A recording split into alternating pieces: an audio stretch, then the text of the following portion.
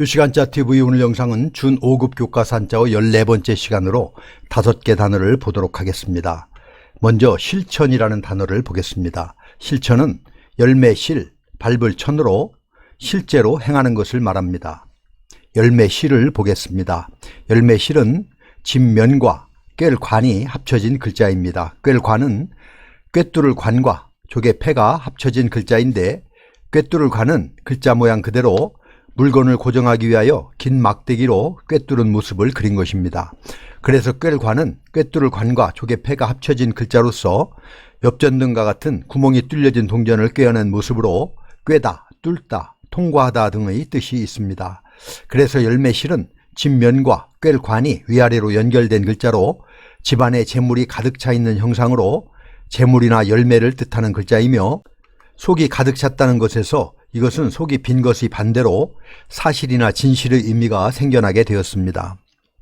밟을 천을 보겠습니다. 밟을 천은 발족과 쌓일 전이 합쳐진 글자입니다. 발족은 목표를 향해서 가는 발의 모습을 나타낸 글자입니다.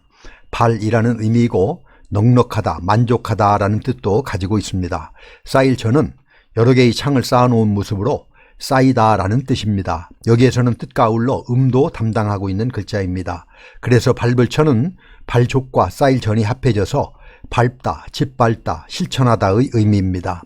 그래서 실천은 열매실, 밟을 천으로 실제로 행하는 것을 뜻합니다. 다음은 음악이라는 단어입니다. 음악은 소리음, 풍류악으로 인간이 사상과 감정을 주로 소리로 나타내는 예술을 말합니다. 소리음을 보겠습니다. 소리음을 보면 소전에서는 이런 모양인데요. 입으로 나팔을 물고 소리를 내고 있는 형상입니다. 입의 모양이 가로와리 형태로 바뀌었고, 입에 물고 있는 악기의 형상이 설립의 모양으로 변하였습니다. 옛날에는 전쟁이나 사냥에서의 나팔은 서로 신호를 보내고 의사소통을 하는 등 말의 기능을 대신했기 때문에 나팔을 부는 모습은 말한다 하는 의미로 쓸 수 있었습니다. 소리, 말, 음악 등의 뜻을 가지고 있습니다.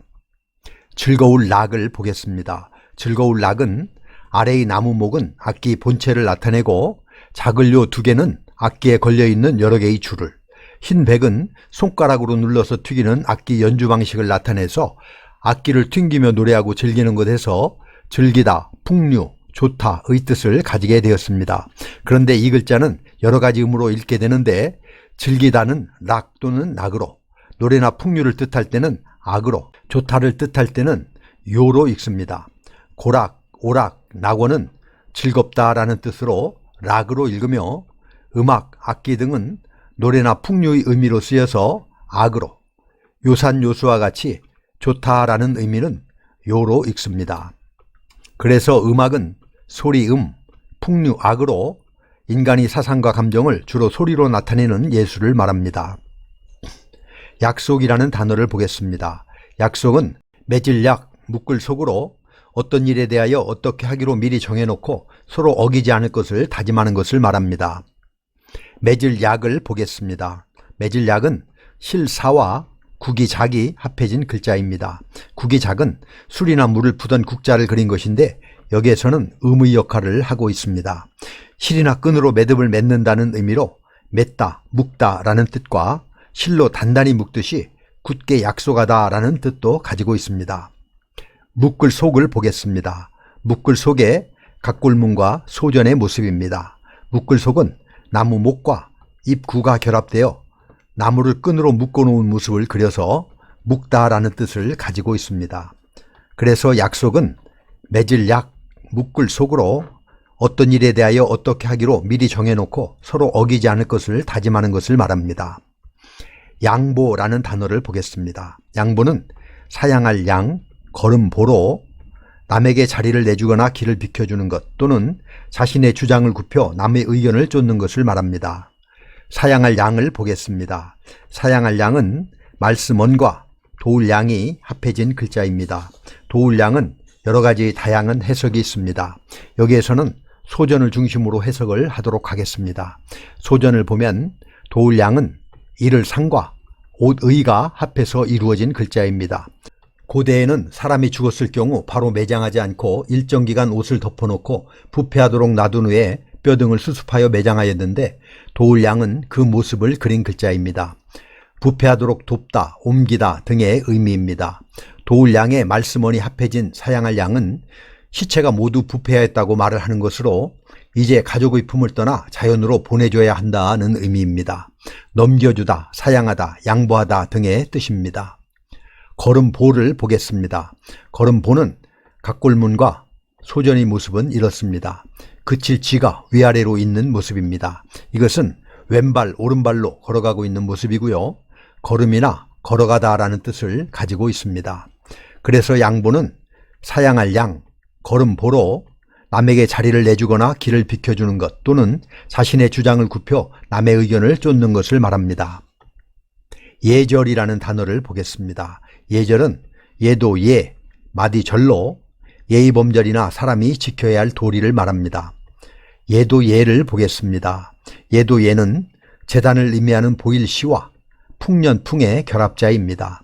풍년풍은 구벌곡과 콩두가 위아래로 연결된 글자인데 콩두는 제사 지낼 때 쓰는 굽이 높은 제기인데 그 그릇 위로 수북하게 진열된 음식이나 곡식의 모양을 나타내고 있습니다. 그래서 풍성하다, 가득하다, 풍년 등의 뜻을 가지고 있습니다. 예도 예의 의미가 제물을 차려놓고 신에게 정성껏 제사 지내는 데서 나왔음을 알 수 있는데 상대방에게 최고의 예를 차린다는 것은 신을 대접하듯 상대방을 대한다는 의미에서 예도, 예절, 공경하다, 절하다 등의 뜻이 있습니다.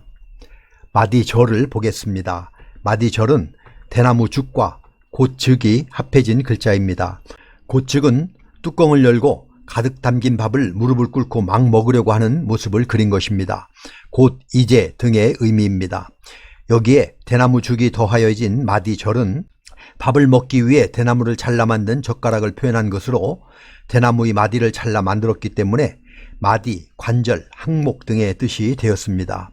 1년을 마디로 나눈 계절, 절기를 뜻하기도 하고 또 간격을 일정하게 나누는 데서 절제와 조절을 뜻하기도 합니다. 그래서 예절은 예도 예, 마디 절로 예의범절이나 사람이 지켜야 할 도리를 말합니다. 이렇게 해서 준 5급 교과서 한자어 14번째 시간으로 5개 단어를 알아보았습니다. 다시 한번 정리해보면 실천은 열매 실, 밟을 천으로 실제로 행하는 것을 말합니다. 음악은 소리 풍류 악으로 인간이 사상과 감정을 주로 소리로 나타내는 예술을 말하며 약속은 맺을 약, 묶을 속으로 어떤 일에 대하여 어떻게 하기로 미리 정해놓고 서로 어기지 않을 것을 다짐하는 것을 말하며 양보는 사양할 양, 걸음보로 남에게 자리를 내주거나 길을 비켜주는 것 또는 자신의 주장을 굽혀 남의 의견을 쫓는 것을 말합니다. 예절은 예도 예, 마디절로 예의범절이나 사람이 지켜야 할 도리를 말합니다. 그럼 우리 같이 한번 써보도록 하겠습니다. 다음 시간에도 계속해서 준 5급 교과서 한자어를 보도록 하겠습니다. 감사합니다.